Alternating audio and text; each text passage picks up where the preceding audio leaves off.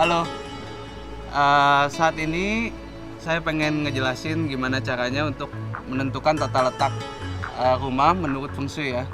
Yang pertama-tama harus saya kasih tahu dulu itu tata letak feng shui bisa dihitung secara pribadi. Caranya itu kita harus punya tanggal lahir juga jam lahir kita secara akurat. Di situ kita hitung berdasarkan feng shui 5 unsur, lalu bisa ditentukan posisi rumah kita itu yang terbaik itu menghadap kemana, bersandar kemana terbaiknya. Tapi kita kalau nggak ngomongin data deh, misalnya kita mau menentukan suatu tanah, suatu lingkungan apakah bagus menurut feng shui atau tidak. Pertama-tama kita harus lihat dulu, apabila itu tanah kosong, kita datang, kita lihat apakah tanah itu subur, artinya apakah tanah itu dipenuhi oleh tanaman, tumbuhan bisa tumbuh di tanah itu atau tidak. Yang bisa kita lihat lagi apakah tanah itu dihuni oleh hewan seperti burung atau hewan lainnya. Nah, itu pertanda bahwa di situ tanah di situ itu Qi-nya bagus, energinya bagus sehingga hewan, tumbuhan dapat bermukim di tanah itu. Ya, satu faktor lagi yang bisa kita pakai untuk nentuin lingkungan yang bagus menurut feng shui, kita bisa pakai pedoman yang udah lama, udah diajarin sama nenek moyang kita, yaitu bersandar pada gunung, melihat lautan. Artinya apa bersandar pada gunung, melihat lautan? Kita mesti penggal dulu per kalimat, yaitu bersandar pada gunung dulu kita bahas.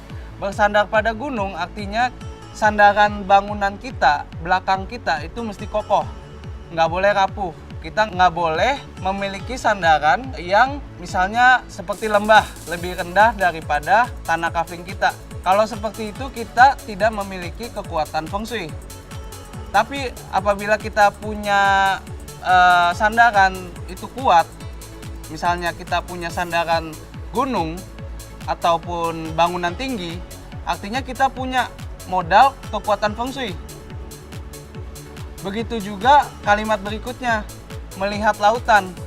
Artinya posisi kafling kita kalau menghadap itu kita harus melihat jarak pandang kita itu harus luas, tidak boleh sempit.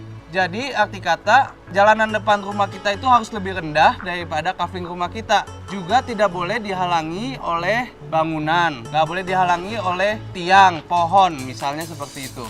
Dengan kita mengikuti pedoman tersebut, bersandar pada gunung melihat lautan, jalanan menjadi lautan, bangunan menjadi gunung. Sehingga Qi yang mengalir masuk ke dalam rumah kita itu bisa tersirkulasi dengan baik. Sehingga kita bisa mengoptimalkan Qi yang masuk ke dalam rumah kita. Ya, jadi kalau kita menerapkan feng shui seperti itu, bersandar pada gunung melihat lautan, energi yang kasat mata seperti angin dan juga air akan memberikan efek Qi vital atau energi vital yang baik bagi si penghuni rumah. Kenapa sih feng shui itu mementingkan rumah? Kenapa nggak kantor aja? Kenapa nggak tempat lain? Itu karena saat kita beraktivitas di luar, kita pasti menggunakan energi vital yang kita pakai untuk kehidupan kita sehari-hari di luar. Tapi saat kita balik ke rumah, kita istirahat, kita perlu untuk merecharge atau menghimpun kembali energi vital kita. Sehingga feng shui rumah itu sangat diperlukan untuk mengoptimalkan energi tersebut. Dengan penataan feng shui yang baik, maka pasti energi atau Qi yang bersirkulasi di rumah kita itu pasti dimanfaatkan dengan baik.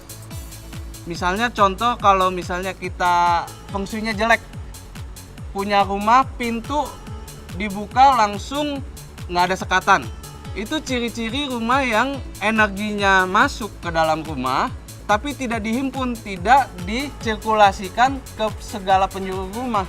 Sehingga yang ada energi masuk keluar begitu aja, tidak dimaksimalkan dengan baik. Nah, apa gunanya feng shui? Feng shui memberikan penataan sehingga energi yang masuk itu bisa kita manfaatkan sedemikian rupa sehingga yang masuk itu kita bisa optimalkan chi-nya. Jadi orang zaman sekarang itu udah salah mengenal feng shui. Mereka pikir feng shui itu gunanya untuk mendatangkan rezeki, untuk menggapai kekayaan. Tapi sebenarnya feng shui itu yang penting kita bisa berjalan selaras, serasi, seimbang dengan alam. Saya Kang Singhwat, sampai ketemu di tips berikutnya.